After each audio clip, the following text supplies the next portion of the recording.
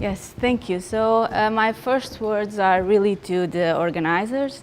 I'm very happy to be here, and I'm happy that you have invited me so I can show you a little bit of my work. So I'm currently at the, it's not on. Maybe it works.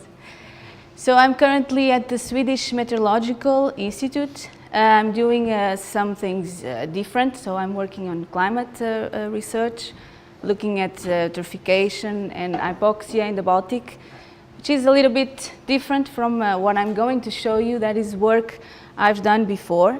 And this title, it's a simple application of a complex ecosystem model.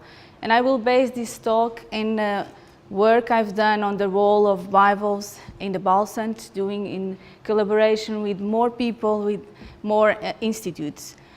In my life, at a certain point, I got really interested in bivalves, and maybe it has something to do with the fact that I really, really like to eat them, but it's not just me, and it's more people in the world, and so the consumption of bivalves, in this case mussels, but different types and species, it has been increasing all over the years in the whole world.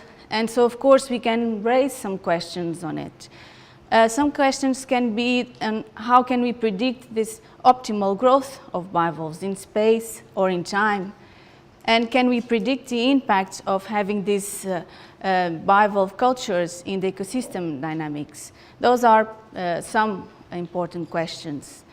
Now, these organisms, they can vary in sizes, in shapes, and the way they live, but basically they all take particles from the water column, they get energy from them, they grow, and then they return new particles, slightly different with different composition, and then just by doing this, they change the biogeochemical cycle of nutrients, either in the sediment or in the water, but they do change the environment around them and also around the other species, so the other elements of the food web.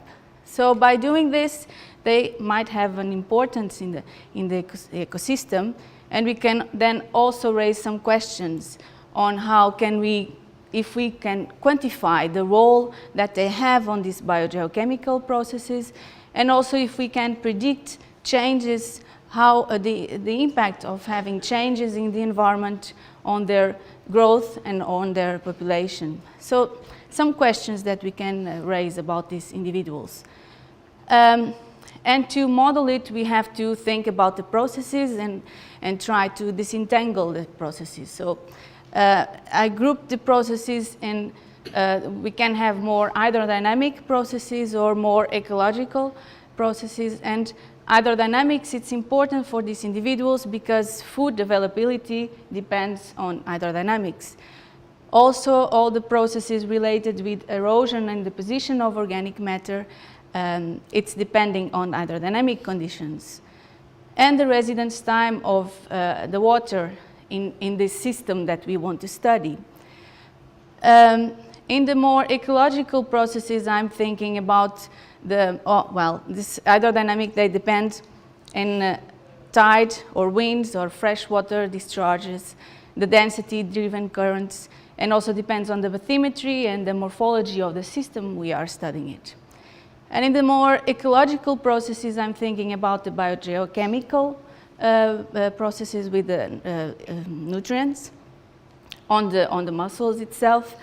And at the individual level, well, it depends on their own metabolism, but also on the availability of food and temperature.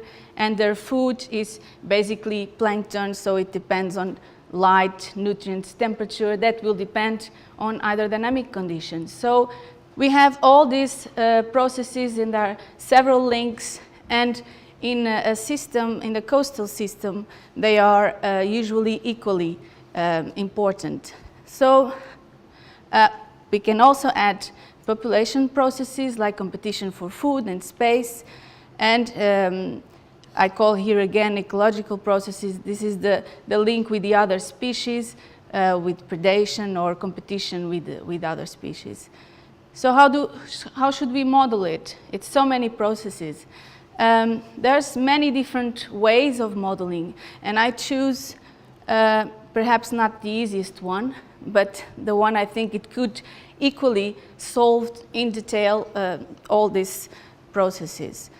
So I coupled an hydrodynamic and biogeochemical model to a size, structure, population model. So in the ecosystem part, I have been using the MOHID system. It's an ecosystem model. It's developed in Lisbon for over, I think, 35 years, more or less. It solves hydrodynamics and advection diffusion and sediment transport and biogeochemical. It has biogeochemical models. And in the other side, we have the size, structure, population model. It's an individual-based population model, and the individual is based on the depth theory. Why do we need the size, structure, population model?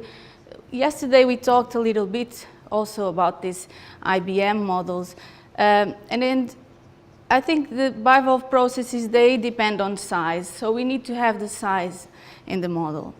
So our individuals, they take particles from the water, they return new particles. By doing this, they change their environmental conditions, but they are also involved in several other processes.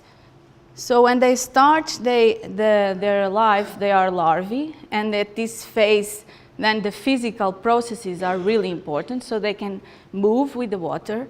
Then they grow a little bit, and at a certain size, they can settle.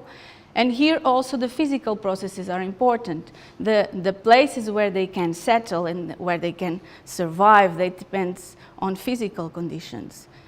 Then they grow a little bit more, and they can be predated first by shrimps and crabs, and later on by ducks and birds. And they can also be predated by man. And through their life, they have competition with other species for food and space. So they are involved in several processes, and these processes, they depend on their size. And the impact that they have in the population, it will depend on the size structure of the population.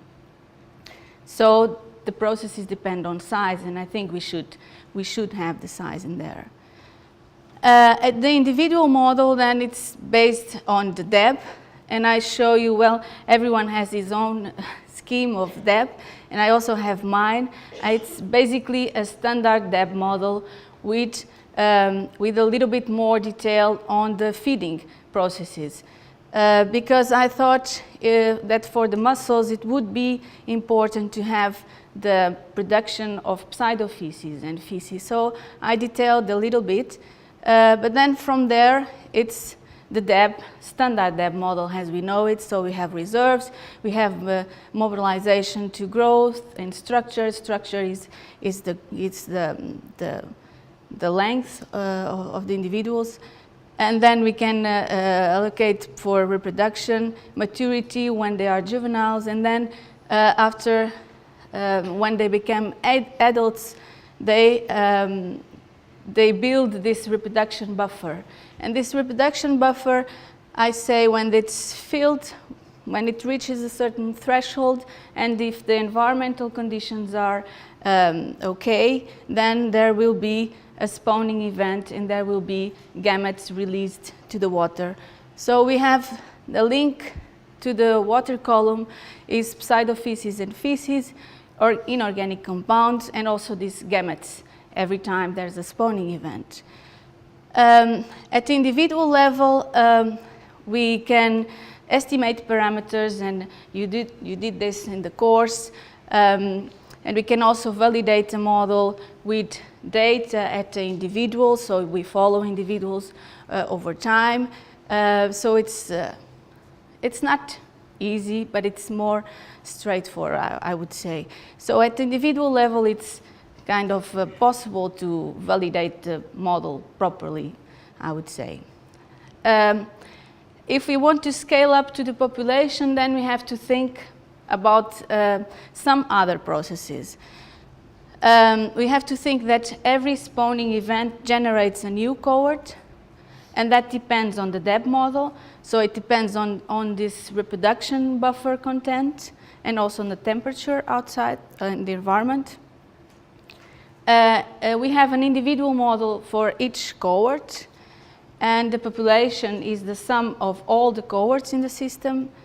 And we can also have mortality by different causes. Could be, I considered age important, and initial egg mortality, and this accounts for the viability of gametes. A background mortality that aims to account for diseases or storms or local food depletion. They can also die by extreme starvation, so after long periods of starvation, if there's not enough food to cope with maintenance, they start using this reproduction, well, first reserves and reproduction buffer, and they can also shrink. That's what I included. And they can also die because there's too high velocity and because they settle in a certain substrate that it's not good for them to establish. So I included a sediment probability. And then we can also have some predators. And the predators that the only way I have been using them is like a forcing. So there's no feedback on the predators population. So we need to know which predators we have in the system, their abundance, their intake rate, and their size preference. So at the population, it's a bit, the first step I did that I suggest to do is to make some theoretical setups just to check if the model it's okay.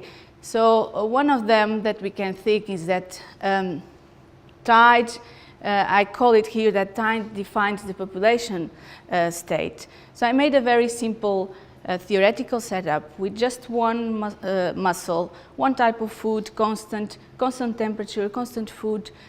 And I made two scenarios, just an experiment, one with tide and another one without the tide. We know that tide matters because it changes the food availability. So when the mussels in a mussel bed, they are above the water, they cannot feed, but they still have to cope with maintenance. So that will have some impacts on their population. So I could check that, so this line is with no tide and the other one with tide, so we can see that where this is reserves in this cohort, when there's tide, then there's a certain period where they don't feed, so they use reserves to cope with their maintenance, and the consequence is that their length will be lower, and they will have less spawning events, and we will have a less number of individuals in our population. So it's just a very simple test that it's, I think it's good to do it so that we know it should work this way, and it's good if our model can do it. So with tide, we have smaller organisms, lower number of individuals, and lower biomass. Now I wanted to do a little bit more realistic setup. So I tried to schematically simulate one mussel bed in the Balgzand. And the Balgzand is a very small bay in the Wadden Sea in the Netherlands. And I had a lot of data at this mussel bed. We had some food or measurement observations of chlorophyll temperature in this station. So I thought we could try to schematically simulate this mussel bed in a more realistic setup, still not coupled with the whole ecosystem model. There were some difficulties, and mainly was related with the population parameters. So there are parameters that we know they should be there, but we don't have any idea on their values, like this initial egg mortality. It's a factor, or I included it as a factor, but we don't know the value. Should be between 0 and 1. Also, this background mortality, we have no idea of that value, how that should be. and also the predators. In this site, shrimps, crabs, and birds are the main predators for mussels. And we do know how much they need to eat. We do know their abundance, but we don't know how much of their food is actually mussels, because there's more organisms and there's more food for them in that bay. So at the population, what I did was I did several thousands of simulations to cover a range of possible parameter values and parameter sets, just to try it out.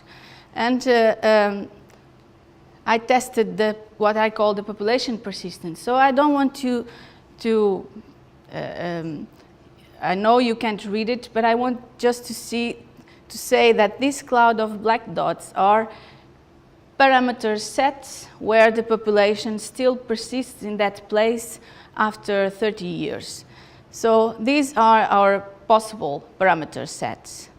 And I did this for, well, we could see that there's only a small area where everything is black dots. So it means that in this area, the predation by shrimps and crabs, they do not determine persistence. And I did this for 3 different levels of birds fraction, mussel fraction in the birds' diets. And we could see that this cloud is not very different between them. So we could conclude that the effect of the bird's predation in these mussels, it's not determinant for the population extinction. Could be determinant for the biomass, but not the population. Just small conclusions we could have. And we tried to make some selection, make some realistic criteria to select between these parameter sets, and we came up with the best scenario. And then we tried to compare it with the data. What we saw is that, well, this is larvae abundance near this mussel bed, and here is spat abundance. They are a bit bigger. So we saw that not all the larvae and spat peaks were predicted by the model, and maybe they were the contribution from other mussel beds. The timing of the peak was reasonably well predicted, but the model we had, the number of individuals in the model was much higher than in the field work. So some conclusions. We saw that we were having a very high number of individuals, and maybe that has to do with an underestimation of early stage mortality, and we identified possible causes.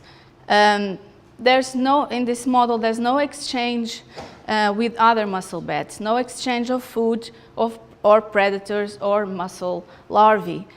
There's also not cannibalism. I didn't include it here. So the adult mussels, they do feed on larvae, and that was not here included. And there were some differences between the food, where it is measured, and where we have our mussel bed. And it could be some differences between predators and their intake values.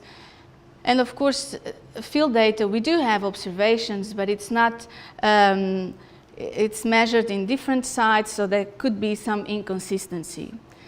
So we thought that making this couple with the ecosystem model, it won't solve everything, but perhaps at least the one related with food and dispersion, maybe this part, it could be better solved. So just to say how this is linked. So we have the ecosystem model. We have properties that are computed in the center of a cell. So we have our domain divided in very small volumes. Different properties are computed, and the dynamic of these properties depends on hydrodynamics, transport, but also on the biogeochemical cycles of nitrogen and phosphorus. And then in the other side, we have the bivalve model. We have our individual model. It's based on depth. We have each cohort has some characteristics, so size, biomass in structure and reserves. We have condition, and this depends on several processes. And we also have spawning, and spawning means that we have a new cohort in the system. Then we have the population model, and the population is just the bookkeeping of the number of cohorts and number of individuals in each cohort. So we have several cohorts. Each of them has one depth model, and we have additional processes related with birth, mortality, and predation. And then the link with the ecosystem is made by food, temperature, and currents that the bivalve model needs, and it returns food uptake, pseudofeces, feces, and inorganic fluxes. So this is how everything is linked with the ecosystem model. Just to check that you understand what is happening. So we have one cohort, and they grow, and at a certain point they spawn, and these larvae, they can be transported in the water. If they are not eaten by adult mussels or shrimps, they can settle and they form new cohorts over time. Now this first one, it can spawn in a different moment and form new cohorts in a different moment. And so the number of cohorts will be increasing over time, and then we have mortality factors to maintain this number. So I'm going to show you now a study of application of all this ecosystem model. And I did it in the Balgzand, so this small bay next to the Texel. It's an intertidal area, very small, and the whole Wadden Sea, it's very important, ecological, relevant, because it's a stopover for several migrant birds, and it's a nursery ground for North Sea fish, and the bivalves are a major component of this system. Also, we have very long-term sampling programs in this area. We have many research projects that we can use results from. And there's this Deltares Open Earth website with a lot of information to be able to run the ecosystem model, I would say, easily. So it's a very good area, a very good system to implement this tool, this integrated modeling tool, that's what I call it. So the methodology was to use what is called a nesting approach. So we have a bigger domain, a larger domain, with some core cells where hydrodynamics and biogeochemical models are computed, and then that gives boundary conditions for our smaller and high resolution area where I switch on this bivalve model. First step is to take care of the hydrodynamics, so that's something different here. But, well, we should take care of hydrodynamics first. And this is a map of the velocity, but also the immersion time. So these areas are intertidal areas. And I can tell you that 80% of this area is above the water in low tide. We also did a study on the residence time of the area in this Balgzand, and we saw that it depends very much on the wind conditions, so it can vary from 3 days to 15 days, and that can of course change the conditions in the system, and it will have an impact on our bivalves. We checked some of the main properties: temperature, salinity, phytoplankton in our domain with some stations. There are some pictures missing. And then if we check the mussel density, that is not working. Well, there should be an animation of the mussel density over time. So we would see an increase, a sudden increase of density, and that would be a spawning event. And I can tell you that these spawning events, they occur when temperature is just above the threshold. So it means that the mussels, they are ready to spawn, just waiting for the temperature. We could see that these spawning events, they are almost continuously during spring and summer. And also that the dispersion is important, and only a few newborns would persist. So most of them will die the first months. It was a very nice animation, but so we could see that most of the cohorts would die in the first month.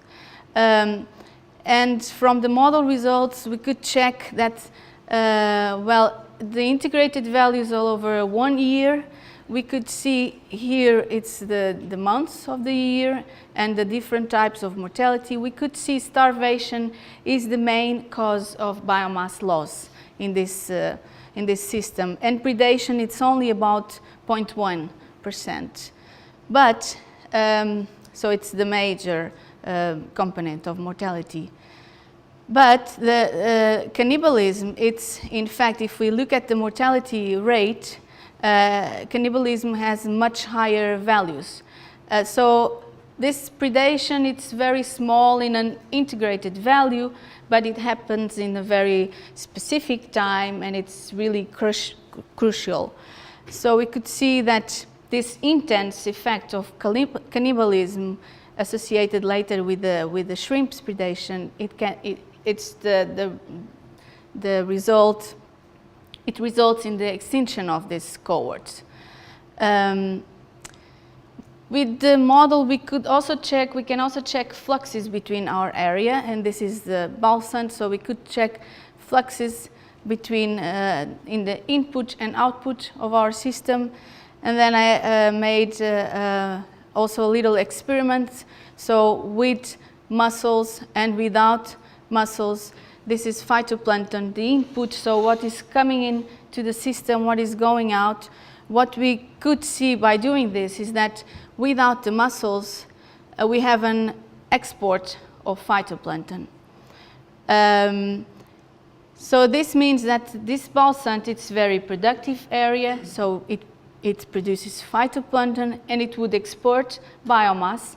But we do have the mussels that consume phytoplankton, so in the end, this area is a sink of phytoplankton and not an export. In terms of phosphorus, there's a net consumption in both scenarios. It's a little bit more intensive in the scenarios with the mussels. In terms of ammonia, we have net export in both of scenarios, and this means that ammonia regeneration inside our system, it's very important, and it can fuel this primary production and even export about 40% what it came by input. So it suggests that there's a very intense recycling of ammonia in the system. The conclusions in this place, so there's no single mortality factor, and this in the bivalve population dynamics regulation. And at the larvae stage, predation by adults is, so this top-down, it's very important and controls the persistence of new cohorts. But starvation, so this bottom-up processes, is the main responsible for the biomass loss integrated all over the year. We could see by using a scenario without the mussels that we could quantify how much they affect the biogeochemical processes. And in the Balgzand, we could see that it acts as a sink of phytoplankton, and it would be a source without them. And it is a source of ammonia, and having mussels there, there would intensify this export. And I think we could only reach these conclusions by using this complex model. And I say it's simple because it could be more complex. We know that in this area there's more species, and we could add them. Oysters and Macoma and other organisms and predators could be a feedback on the predators' populations also. And we could add more food types, phytoplankton groups. They have different seasonal patterns, so it could change. We could have a larger domain and longer runs. And why would we do this? Increase the complexity. Well, we could increase the complexity to compare with data, also because the data, the field data, it is the result of this complex system. So if we want to compare properly, we have to make sure we have the same processes.